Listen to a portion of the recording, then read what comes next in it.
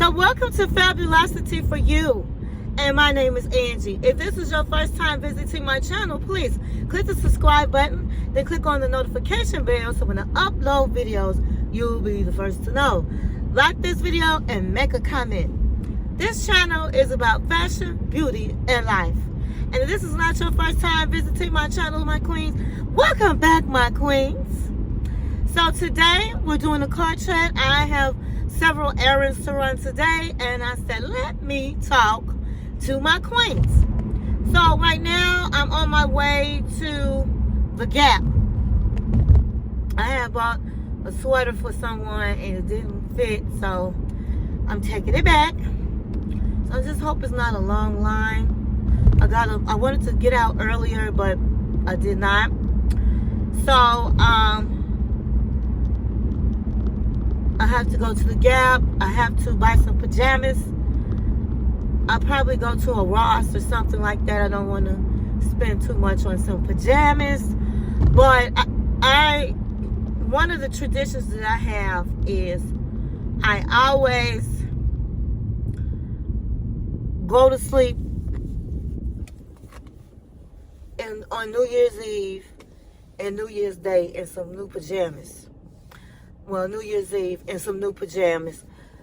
I'm starting fresh. That's my goal, to start fresh. So it's a new year. It's a new day. And I like to come in with some new pajamas on, either some new sheets or, make sure my sheets are changed. And that's just been a tradition that I've always have done. And so I have to go get a new pair of pajamas. So I have a lot of pajamas. A lot of pajamas. But I don't think you can ever have too many pairs of pajamas. I'm sorry. I don't think so. But in my case, maybe I do. I'll probably end up giving some of those pajamas to the Goodwill. I did so before. I gave away some, and I'll probably do it again. So I'm going to get some new pajamas, and then I have to stop and buy a toy. Well, I'll probably go to Walmart because I have to get a toy for my father's dog, Rusty. I forgot to get him a Christmas gift. And I have to get some crab legs for the new year, for New Year's Day. I'll get some crab legs. I'm going to be doing seafood.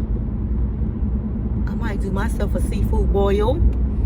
I don't know if I'm just going to have seafood or seafood boil because it's just for me.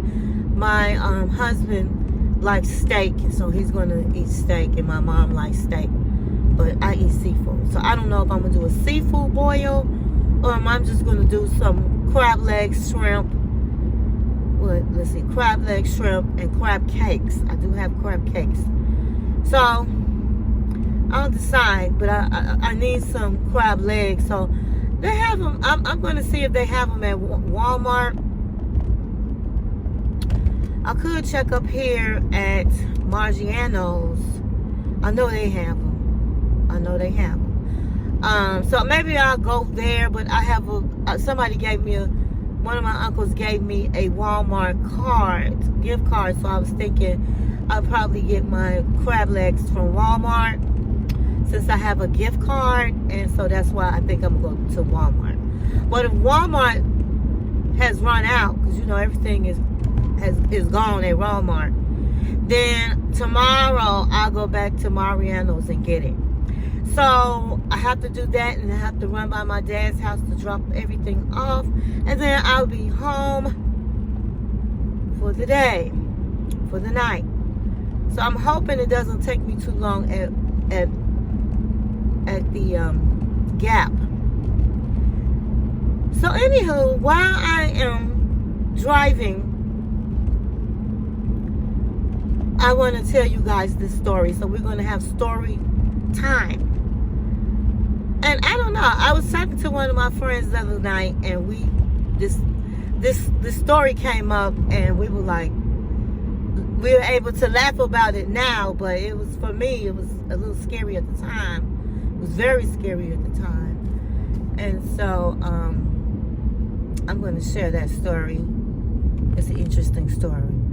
So back in the day, when I was a little people, PYT, pretty young thing.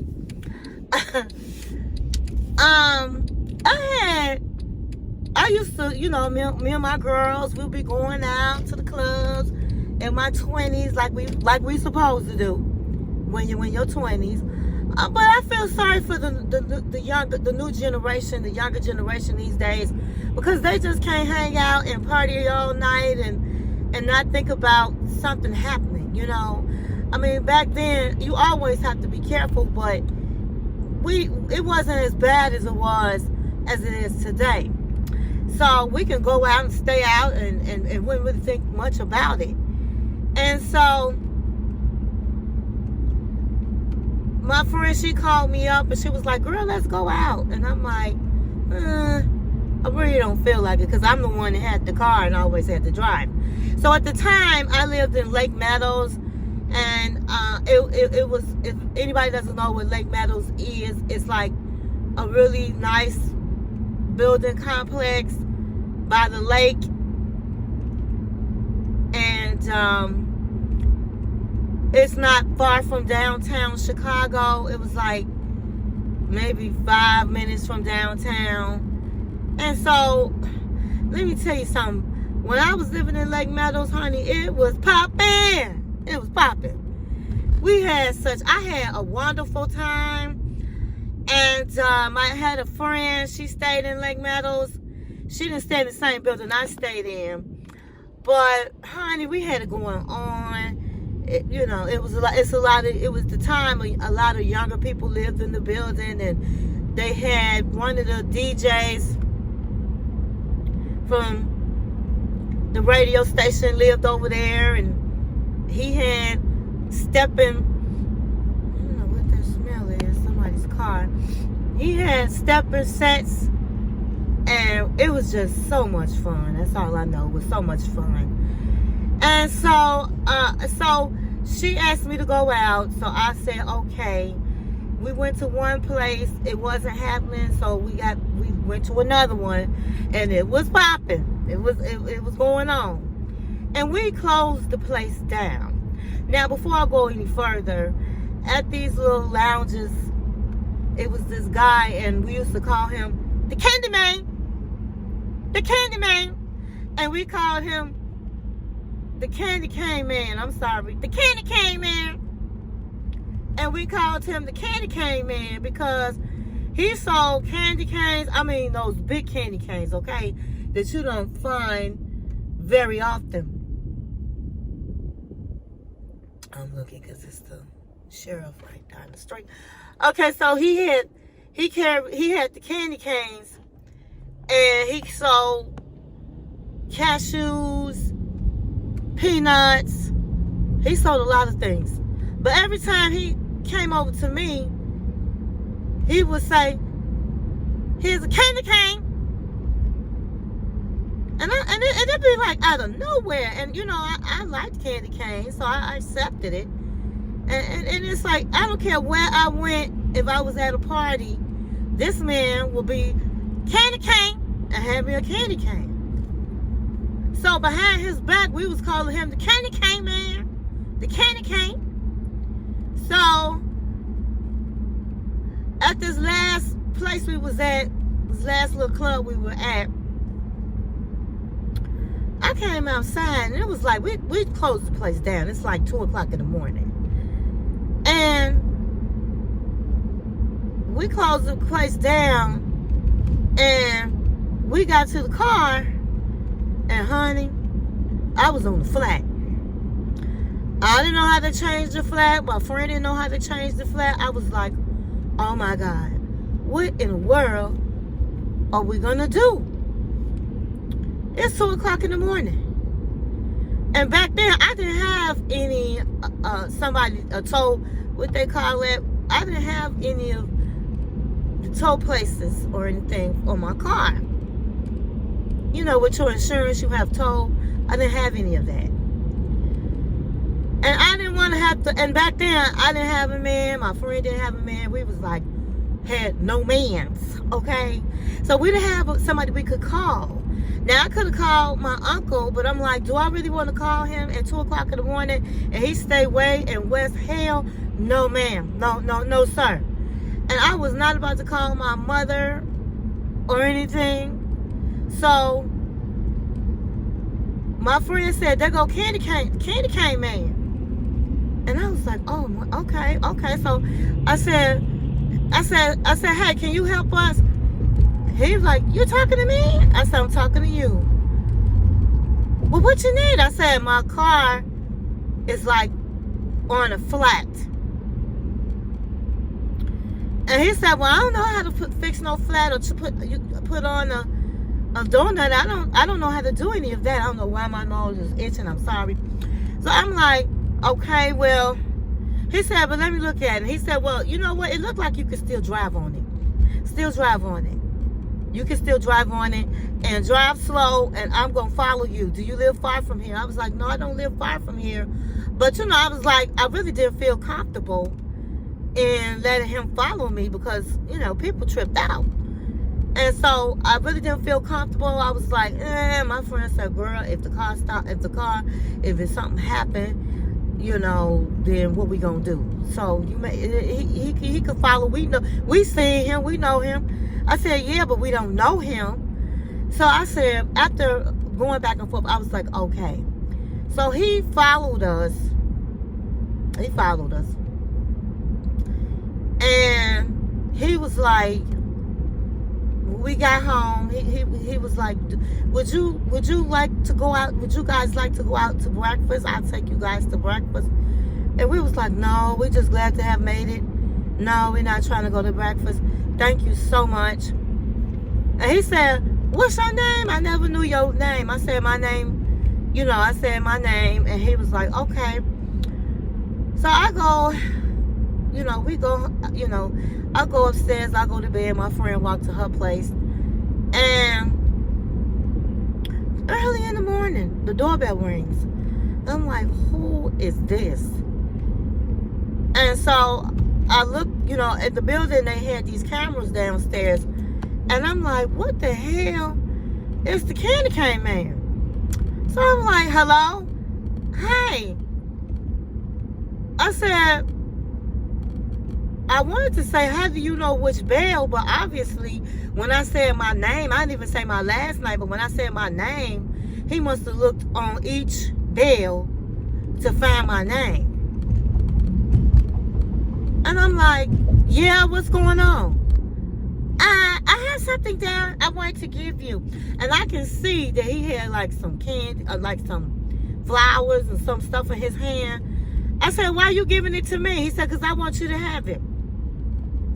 I'm like, hold on. I go downstairs, and I'm like, kind of mad, kind of upset, because I'm like, nobody, you know, why is he coming to my house, and I don't know him, and now you got some stuff you want to give me. So I get down there, and I was pissed. So I'm like, listen, don't be coming over my house, this, you know, without, and you don't know me, and just coming unannounced. Why I don't have your phone number? I said, and you're not gonna have it. I said, you know, I could have had company. Well, if you had somebody, they would have been able to come and get you the other night. I'm like, oh my God, this dude really is working my nerves. So I'm like, listen, what is it? So he said he had some flowers, and he had like a little stuffed animal, and he had, I don't even remember what else he had, but it was a little something else. And I was like, okay, well, why are you giving it to me? Because I just want to give it to you. I said, well, okay. I said, well, thank you. I said, don't come back to my place no more. And he said, okay. So the next day, I just happened to look out my window, and I saw him sitting in front of the building. Because my view was in front of the building. I was way up high, though. And I'm like, what the hell is he downstairs? So it was just about time for me to go to work. So I went down to go to work, and he jumps out the car, and he's like, hey. And I'm like, what is wrong with you? What are you doing at my apartment? Oh, I just wanted to say hello and see how you do. I said, let me tell you something. Don't come by my house. Don't drive by my house. Don't I don't want you coming by my house. Oh, okay, I'm sorry. But would you like to go to get something to eat? I'm like, no. So, I'll go ahead on to work. And later on, I come home. The next day, this man is still sitting outside my house. I look out the window. So, I told my mom, and she was like, listen, go through the back door. This dude is crazy. And, I go through the back door and I just start coming in through the back. And he continuously would just come to my house, ring. He started coming in, ringing the doorbell. I called my uncle. He was a cop. And I was like, told him what happened. So he was like, I'm coming over there. And so he saw him sitting outside and he was like, listen, that's my niece you messing with, okay? Now, I see something wrong with you, but something really going to be wrong by the time I get finished dealing with you. If you don't want to go to jail, you better leave her alone. So he threatened him really, really well, where I didn't see him anymore. But it was a scary, it was scary at the time that was happening. And so, my young ladies out there, be real careful. Be real careful who you let come to your house or know where you stay. Okay? And that's for any women out there that's dating. Be careful of the men, and it don't matter what age you are. Be careful of the people that know your address, or somebody that you dating and you don't know well.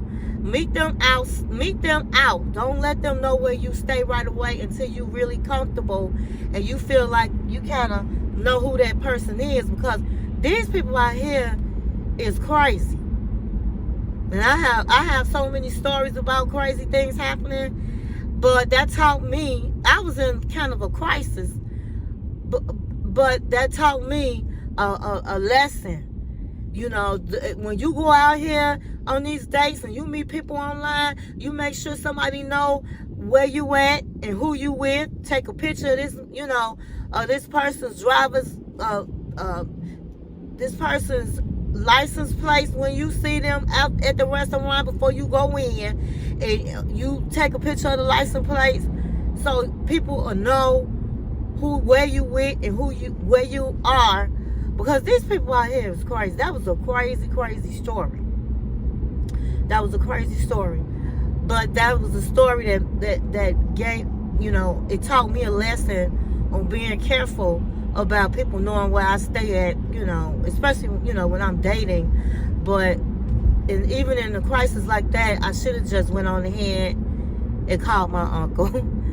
You know, I should have just did that. Back then, they didn't have Ubers and there was no cabs, and I don't know anything about liveries and all of that. And even as a single woman, you have to be careful getting into those type of cars anyway. But that was a story that I was like, wow. I was talking with my friend about it the other day. We was just going back down memory lane, and that story popped up. The candy man. But anyway, I'm about to go into the store, and I will see you later. Thank you for watching my channel.